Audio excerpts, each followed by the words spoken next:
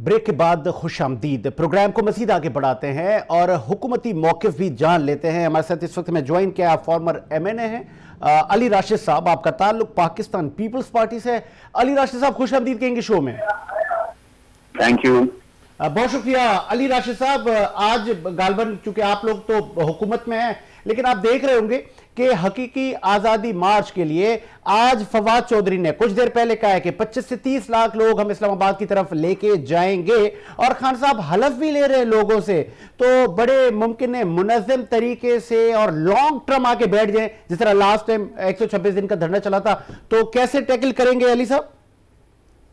देखिए, इनकी जो हल्फ लेते हुए तस्वीरें मैंने देखी थी, तो वो देख के माजी में इतिहास और हिस्ट्री का वो लम्हा मुझे याद आ गया जब नाजी जर्मनी में हिटलर ने अपने नाजी से ये ओथ और हल्फ लिया करते थे अपनी वफादारी का। और ये हिटलर से कुछ डिफरेंट है नहीं, इनकी भी वैसी फाशिस्ट माइंडसेट है और फाशिस्ट इनकी थिंकिंग है। इनटॉलरेंट, को एग्जिस्ट नहीं करना, मेरा बस अपने आप की सोचना, न मुल्क की सोचना। यहाँ यूनाइटेड नेशन से लेके एंजेलिना जूली से लेके यहाँ तक president of the United States ने भी कह दिया कि we have to help Pakistan under water. 1/3 of your country is under water, पानी में डूबी हुई है। मजीद बीमारियां फैल रही हैं और पानी बाहर निकाला नहीं जा सक रहा है अभी तक। मुल्क इतनी, और एक शख्स को अपनी बस मैं और अपनी इक़्तिदार और अपनी हकीकी आज़ादी, ये आज़ादी है किस किस्म की आज़ादी? ये तो गुलामी है। ये पावर का नशा है जो इनको बिल्कुल गुमराह कर चुका है और ये बहुत ही खतरनाक रास्ते पे निकल चुके हैं। ना इन्होंने इंस्टीट्यूशंस को छोड़ा है मुल्क की, ना मुल्क के लोगों का ख्याल है। सिर्फ इनको अभी देखें, इनकी हुकूमत, पंजाब गवर्नमेंट इनकी, AP गवर्नमेंट इनकी, कश्मीर गवर्नमेंट इनकी, गिलगित की गवर्नमेंट इनकी, मगर सिर्फ ये शख्स अभी खुद प्राइम मिनिस्टर नहीं है, तो वो चाहता है कि पूरा मुल्क और उनकी नेशनल सिक्योरिटी, चाहे वो साइफर हो या कुछ भी हो, उसको टेक पर डाल के नेशनल सिक्योरिटी को, मुल्क को, और ये साजिशें हैं कि मैं खेलूंगा और I will play with it, वो सबके सामने है। अब बेनकाब हो चुके हैं। अब ये लोग इनकी चीजें नहीं मानेंगे और एज टाइम गोज बाय लोगों को इनकी हकीकी आजादी तो नहीं, मगर इनकी हकीकी शक्ल दे, और बहुत जल्द आप देखेंगे कहां से लोग वो कथा छोड़ेंगे। अच्छा अली राशिद साहब, चूंकि आपने देखा कुछ दिन पहले मरीम नवाज साहिबा ने अपनी हुकूमत पर तनकीद किया और अपने अंकल्स को मुखातिब होकर कहा कि आप लोग क्यों नहीं गिरफ्तार कर रहे खान साहब को। हमने देखा कि कई मुकदमात भी बने लेकिन अदलिया से उनको रिलीफ मिल गया। आज भी ख्वाजा आसिफ कह रहे थे हम बड़ी मजबूती से हाथ डालेंगे खान साहब पर। वजह क्या है? क्या वाकई खान साहब सुपरमैन बन गए कि आप वो कानून से बालातर है? नहीं, देखें, बिल्कुल कानूनी जो भी चीजें हैं, कानून जो प्रोसेस है, ड्यू प्रोसेस जो लीगल होता है, उसके तहत चीजें हो रही हैं। मगर अफसोस की बात यह है कि अगर मरियम नवाज शरीफ को कोई रिलीफ मिलता है कोर्ट से तो वो NRO हो जाता है। इसाक डार को अगर कोई रिलीफ मिलता है तो वो NRO हो जाता है। मगर जब खान साहब को खुद उनके केसेस से रिलीफ मिलता है, कोई एक्शन नहीं होता, तो वो सच्चे हैं और वो पक्के। ये तो बिल्कुल ही इनकी एक माइंडसेट, तो बिल्कुल अब उससे क्या डिबेट कर सके। लेकिन इंसान एक सेंसिबल जिस पे खत्म है, जिस पे आप उस पे फिर आप बात उस पे क्या करेंगे उस शख्स से? उससे तो आप कुछ भी कहना, वो तो उनको तो बस एक ही चीज, बस निकलना है। कहीं अली राशिद साहब, आपकी हुकूमत को अवामी जो प्रेशर आ रहा है उसकी वजह से तो आप खान साहब को गिरफ्तार नहीं कर कि अवामी रद्द-ए-अमल आएगा? देखिए, बिल्कुल ये गिरफ्तार अपनी करें कुछ चीजें तो गिरफ्तार होंगे। पिछली दफा भी ये जब निकले मुल्क के नौजवानों को और अपनी पार्टी वर्कर्स को इन्होंने आगे धकेल दिया। अपने बनी गाला जाके बैठ गए। जब राना सनाउल्लाह ने क्रैकडाउन किया तो खुद कहां थे आदमी? इन्होंने कहा था कि डी चौक पर मैं आऊंगा, ये तो नहीं पहुंचे, तो चले गए बनी गाला। और अपने जो नौजवान थे, माएं बहनें, तो इन्होंने आगे धकेल दिया और खुद ही was missing from the scene. ठीक है, तो जाहिर सी बात है अगर ये खुद आएंगे और इस किस्म की हरकतें करेंगे और लीड करेंगे, और अगर उनका देखिए पीसफुल करना सबका राइट है। एग्रीड अली राशिद साहब, ठीक है। अली राशिद साहब, मैं चाहूंगा कि सिंध में भी आ जाते हैं। और सिंध में जो फ्लड की सूरत हाल है, और आप लोग बड़ा अच्छा काम कर रहे हैं। आप लोग ने टेंट सिटी कायम की है, लोगों को अद्वियात की फराहमी भी, अशिया खुर्दनोश भी आप दे रहे हैं। तो ये कब मामलात वो कहते हैं ना, ये लोग मुतासरीन, क्योंकि सर्दियां आ रही हैं, क्या ये सर्दियों से पहले लास्ट नवंबर तक ये घरों तक जाएंगे, या कि आपको लग रहा है कि 6 महीने नहीं जा पाएंगे अपने घरों में और पानी उनके हाँ रहेगा? और दूसरा मेरा ये सवाल है कि क्या इन तमाम जो आप सर्विसेज दे रहे हैं, मुमकिन है बहुत सारी जगहों पर आप लैग भी कर रहे हैं, तो बल्दियाती इलेक्शन भी सर पर है, क्या टफ टाइम नहीं मिलेगा आपको? आवाम वोट देगी? देखिए, हमने इस पीडीएम की हुकूमत ने सख्त फैसले किए। उन्होंने अपनी सियासत का नहीं, रियासत का सोचा और उसी को देखते हुए आगे बढ़े और सब इक़दाम किए। और जितना भी प्रोपेगेंडा कर रहे हैं, जो ऑन ग्राउंड पे जो मुतासरीन मौजूद हैं, उनको पता है कि चाहे वो मीडिया को किसी तौर से भी एंगल देना चाहे, उनको सबको पता है कि सिंध गवर्नमेंट और एक एक आदमी उनका ऑन ग्राउंड मौजूद है और उनको जितनी सहूलत हो सकती है, जितनी भी इस दुश्वारी में, मुश्किल में उनका साथ हो सकता है, हम देने की कोशिश कर रहे हैं। और कुछ इलाके ऐसे हैं जो ज्यादा हिट हुए हैं, उनमें थोड़ा ज्यादा टाइम लगेगा।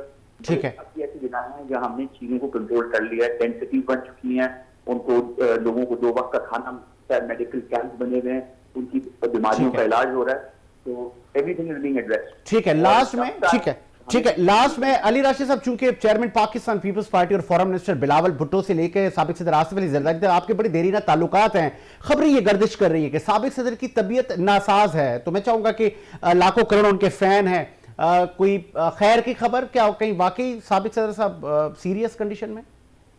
जी बिल्कुल, उनको जुलाई में कोविड हुआ था और उसके बाद ऐसी बात है, उनकी एज भी है, अल्लाह उनको सेहत दे, और उनकी जो है सेहत थोड़ी नासाफ है, मगर माशाल्लाह से स्टेबल है, मगर जाहिर सी बात है कि का भी एज फैक्टर भी है और अभी रिसेंटली कोविड भी हुआ था, तो उसके कुछ after effects of post Covid जो कॉम्प्लिकेशंस हो जाती हो गई हैं, एंड इंशाल्लाह विल बी फाइन, और अब उनकी तबीयत थोड़ी बेहतर है।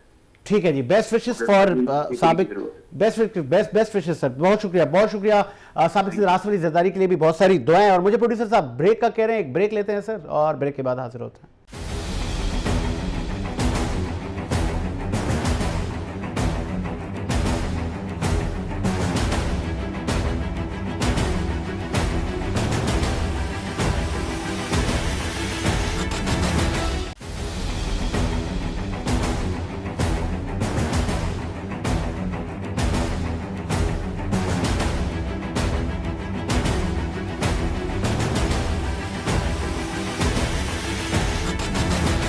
ब्रेक के बाद खुश आमदीद, प्रोग्राम को मजीद आगे बढ़ाते हैं और दीगर शख्सियात को शामिल करते हैं। और हुकूमती इत्तेहादी बड़ी जमात और उनका बड़ा स्टेक है, और जब वो अपोजिशन में थे तो काफ़ी लॉन्ग मार्च और धरने दिए उन्होंने हुकूमत वक्त के लिए। तर्जुमान जे हुआ है असलम गौरी साहब ने मैं ज्वाइन किया है। गौरी साहब खुश आमदीद कहेंगे शो में। बहुत शुक्रिया जी, मेहरबानी। गौरी साहब, आज आपने कुछ देर पहले फवाद चौधरी साहब कह रहे थे कि 25 से 30 लाख लोग इस्लामाबाद की तरफ पड़ाव करेंगे, और आपको याद होगा जब आप अपोजिशन में थे तो उस वक्त आपके डंडों में तेल लगा हुआ था और बड़े आप वो कहते हैं ना कि चार्ज थे। अब वही चार्ज क्राउड आपके पास आ रहा है, तो कैसे टैकल करेंगे गौरी साहब? ये आप चार्ज क्राउड उसको कहते हैं, ये जो ये लेके आ रहे हैं, ये तो आप जानते हैं, इनको सब समझते भी हैं कि ये पाकिस्तान के बेचारे वो लोग हैं और इनको ना सियासी वर्कर है ना कुछ और है। ये तो म्यूजिकल शो देखने वाले बच्चे हैं और ये इनका क्या काम है कि ये सियासी बातें करें। ये खान साहब ने एक टीम अपनी तैयार की हुई 4-5 हजार आदमी की। आप अगर इनके जलसे की हर वीडियो देखें तो फ्रंट पे वही 4-5 हजार आदमी बैठे होते हैं, कोई और नए नहीं होते हैं। अच्छा। और चार्ज तो मेरे पास कारकुन थे जो 15 दिन इस्लामाबाद में भूखे प्यासे लेटे रहे, चार्ज कारकुन तो उसको कहते हैं। और ये इस तरह के कारकुन तो जो 25 लाख, क्या हम तो कहते हैं ये 25,000 भी ले हैं तो बड़ी बात है। ये किसी गलत फहमी में है, गलत फहमी पहले एक दफा दूर हो चुकी है शुरू में, जब उस वक्त तो इनके जज्बात भी बड़े गर्म थे, नई हुकूमत भी इनकी गई थी। और आपने देखा होगा ये केपीके से सरकारी मुलाजमीन को उठा के ले आएंगे, इस दफा थोड़ा सा और चार्ज हो जाएंगे, पंजाब के सरकारी मुलाजमीन को उठा लेंगे। इनके पास ऐसा कोई वर्कर नहीं है जो रोड पे खड़ा होके। असलम गौरी साहब, खान साहब हलफ ले रहे हैं लोगों से कि आपने निकलना है घरों से बाहर और आपने मेरा साथ चलना है। तो ये जो हलफ बर्दारी चल रही है, हमें याद है जर्मनी के हिटलर भी हलफ लिया करते थे, तो मुमकिन है कि वो कहते हैं जादू चल जाए खान साहब का। 126 दिन का धरना भी याद होगा आपको।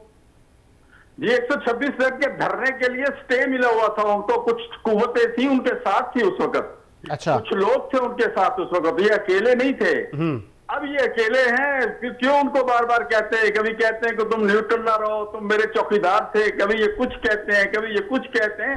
अब इनको उनकी याद आ रही है जिन्होंने इनको सपोर्ट की थी उस वक्त, और अब ये बगैर सपोर्ट के आएंगे तो इंशाल्लाह ये तो इस्लामाबाद में दाखिल भी नहीं हो पाएंगे। राना सनाउल्लाह तो बेचारा बड़े दिनों से इंतजार कर रहा है, बड़ा कई वर्षें करवा चुका है अपने स्टाफ को और कई तरीके सिखा चुका है, लेकिन ये आते ही नहीं है, बस डराते हैं और बोलते रहते हैं और करते कुछ नहीं है। तो आप वेलकम करें ना सर। असलम गौरी साहब आपकी हुकूमत है, आप लोग खंदके ना खोदें, आप उनको कहें वेलकम, आपका आईनी हक है, आप प्रोटेस्ट करें।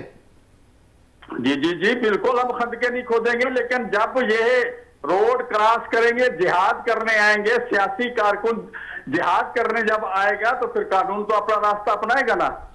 फिर तो जो आइन और कानून में जो कुछ हुकूमत के पास सहूलियत होती है आवाम के लिए, जो इस्लामाबाद में लोग रहते हैं, हमें उनकी जानो माल और की हिफाजत की भी जरूरत है, और उनके लिए तो फिर हमें कुछ ना कुछ इकदाम लेने होते हैं ना जी।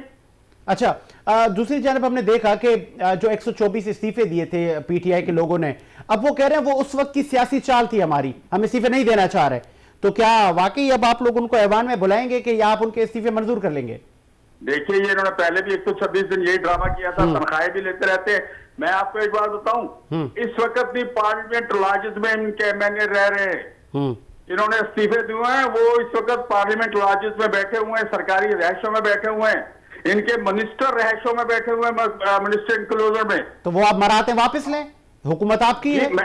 मैं एक बात कह रहा हूँ ना आपको, वो तो हम जब हमें लेनी आती है, हम लेंगे तो फिर आप कहेंगे ज्यादती कर रहे हैं ना, वो जो आप पहले कह रहे थे। अच्छा। तो बात यह है कि हमें ये अभी तक बैठे हुए फुल अयाशियां कर रहे हैं, तनख्वाहें वसूल कर रहे हैं, सारा कुछ ले रहे हैं, और ये अब आपके पास अब आएंगे अगर वापस, तो ये 126 दिन बाद भी वापस आ गए थे, तो ये बाजू मेरे आजमाए हुए, इनको आने दिया जाएगी, कुछ नहीं होता। तो असलम गौरी साहब, जब ये बाजू आपके आजमाए हुए हैं, खान साहब बहुत अरसे से कह रहे हैं मैं कॉल दूंगा, वो एक तरफ कॉल नहीं दे रहे, दूसरी जानिब आप लोग भी 1 महीने से कह रहे हैं कि खान साहब को हम गिरफ्तार करेंगे, कोई कानून से बालातर नहीं है, लेकिन आप तो खान साहब के बाल को भी हाथ नहीं लगा सके। गौरी साहब, हमने खान साहब की गिरफ्तार क्यों करेंगे? खान साहब तो गिरफ्तारी देने से घबराते हैं, हम उनको गिरफ्तार नहीं करना चाहते, हम तो उनको उधर बताना चाह रहे हैं कि हम गिरफ्तार, अगर खान साहब को गिरफ्तार करें, असल में खान साहब जो घबराते हैं ना, खान साहब को और फिर में गिरफ्तारी से डर लगता है, जो नवाज शरीफ के साथ हुआ, जो शहबाज शरीफ के साथ हुआ, जो मरियम नवाज के साथ हुआ, खान साहब उनसे घबरा रहे हैं, और खान साहब ने जो कुछ किया, खान साहब को नजर आ रहा है मेरे साथ वो ना हो जाए। लेकिन हम जमहूरी लोग हैं, सियासी लोग हैं, इस मुल्क में हम 75 साल से सियासत कर रहे हैं, हम कोई इमेच्योर लोगों की टीम नहीं है, और हम इंशाल्लाह लॉ और कानून के अंदर रहेंगे, हम कोई किसी के साथ ज्यादती नहीं करेंगे। अगर ये कानून तोड़ेंगे, कानून को छेड़ेंगे, तो फिर कानून इनके खिलाफ हरकत में आएगा, वरना आए, आइन ने इनको हक दिया है, आए मार्च करे, आए बैठे, इनको जगह। अच्छा, लास्ट में ठीक है, लास्ट में असलम गौरी साहब, आपने कहा कि चूंकि खान साहब को शायद ये डर है कि मेरी जब हुकूमत थी तो मैंने बहुत सारे सियासी कैदी बनाए थे और उनके एयर कंडीशन भी निकलवा लिया करते थे वो, तो आप उनको सहूलियत देंगे या आप भी वही करेंगे जो उन्होंने किया और ये सिलसिला चलता रहेगा? हजूर, हम इनको गिरफ्तार नहीं करेंगे, हम इंशाल्लाह इनको सियासी शहीद नहीं बनने देंगे, हम इंशाल्लाह इनको इसी तरह भगा दौड़ा डरा के भगाएंगे इनको इंशाल्लाह। हम इनको सियासी शहीद नहीं बनने देंगे, ना इनको गिरफ्तार करेंगे, ना ये गिरफ्तारियां देने वाले लोग हैं मेरे भाई। ये गिरफ्तारियां देने वाले लोग नहीं है। खान साहब के इंटरव्यू सुन ले, कभी कह रहे मैं फलां दीवार फलां के भागा था, कभी कहते मैंने ये किया था। अभी एक वारंट निकला है चंद दिन पहले, तो केपी के भाग गए घर छोड़ के। उससे पहले जब गिरफ्तारी का डर था तो बनी गाला छोड़ के उस वक्त भी केपी में जाके कितना अरसा बैठे रहे। तो ये गिरफ्तारियां देने वाला बंदा है ही नहीं है। ठीक है, जाके रीडर से जाके जज के रीडर के पास जाकर खड़ा कहता मुझे माफ कर दो, इसको क्या पता सियासत क्या होती है। और हलफ भी इसी तरह का है। ठीक है, ये फरमा रहे हैं ना कि हलफ ले रहे हैं। हाँ, जो जिनका कायद सुबह कोई बात करके शाम को तब्दील हो जाते हैं, आप उनके हल्फ पे एतबार करेंगे? अच्छा असलम गौरी साहब, आखिर में चूंकि आप लोगों की हुकूमत है और बड़ी खुश उसलूबी से आप लोग जा रहे हैं, ठीक है, अभी आपको इतना वक्त नहीं हुआ, आप लोग कह रहे हैं आईनी मुद्दा पूरा करेंगे। हमने देखा कि वजीर खजाना जो कि साबिक थे, मफरूर थे, चोर थे, हुकूमत उन पे बहुत सारे इल्जामात लगा रही थी, वो ऐसे आए, आटे में से बाल की तरह निकले, हलफ लिया, आज वो वजीर खजाना है। तो इसका मतलब ये कि आपके साथ भी कोई कुव्वतें हैं, साथ डील हो गई? देखिए बात सुने कि वो चोर थे, को साबित हुए नहीं, ये सब सियासी मुकदमा थे। अभी मरियम नवाज शरीफ साहबा का मुकदमा वापस हुआ या नहीं, बाइज्जत बरी हुई या नहीं, उनको भी 7 साल की सजा थी। ये सियासी मुकदमा इन्होंने झूठे मुकदमा बनाए थे, खान साहब को यही डराते ख्वाबों में आके ये चीजें। अच्छा, जो खान साहब ने कल दूसरे सियासी लोगों के साथ किया है, ये चीजें डराती है खान साहब को। खान साहब को शायद हिस्ट्री पढ़नी चाहिए कि आसफ अली जरदारी कितना अर्सा जेल में रह के आए। सियासत करना कोई आसान काम नहीं है, और सियासतदान मेच्योर होता है जेल में जाने। मौलाना फजल रहमान ने ज़ियाउल हक के दौर में जेल देखी है, मौलाना फजल रहमान साहब ने परवेज मुशर्रफ के दौर में जेल देखी है। जेल में जाने से तो सियासतदान मेच्योर होता है। इनको तो खुद जेल में भाग के जाना चाहिए, इनको गिरफ्तार करें। तो ये दौड़ते हैं, भागते हैं और डराते हैं और धमकाते हैं। हम वेलकम करेंगे, ये तशरीफ लाए, हम इनको वेलकम करेंगे इस्लामाबाद की सड़कों पे। चले जी, आप वेलकम कर रहे हैं इनको। बहुत शुक्रिया। असलम गौरी साहब, तर्जुमान JUI हमारे साथ मौजूद थे, हुकूमती मौकिफ पेश कर रहे थे। उनका कहना था कि खान साहब का आईनी हक है वो प्रोटेस्ट करें और हम उनको वेलकम करेंगे। इसी उम्मीद के साथ कि मेरा मुल्क शाद आबाद रहे। साजिद हुसैन को इजाजत दीजिए, मुलाकात होगी नए प्रोग्राम के साथ। अल्लाह हाफिज।